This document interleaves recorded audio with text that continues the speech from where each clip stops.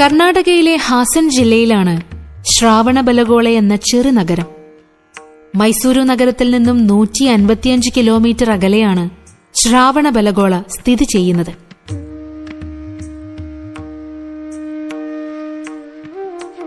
വിന്ധ്യഗിരി ചന്ദ്രഗിരി കുന്നുകൾക്കിടയിലുള്ള ഇവിടം ഒരു കാലത്ത് വളരെയേറെ പ്രശസ്തമായിരുന്നു.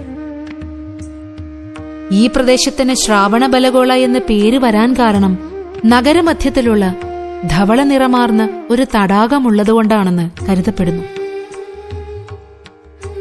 തടാകത്തെ ചുറ്റിയൊരു നഗരം, അതാണ് ശ്രാവണബലഗോള. തടാകത്തിന് ചുറ്റും താമസിക്കുന്നവരെല്ലാം തന്നെ ജൈനമത വിശ്വാസികളാണ്. വിന്ധ്യഗിരിയുടെ മുകളിലാണ് ഗോമതേശ്വര പ്രതിമ സ്ഥിതി ചെയ്യുന്നത്. ഏഷ്യയിലെ തന്നെ ഏറ്റവും വലിയ ഒറ്റക്കൽ പ്രതിമ കൂടിയാണിത്.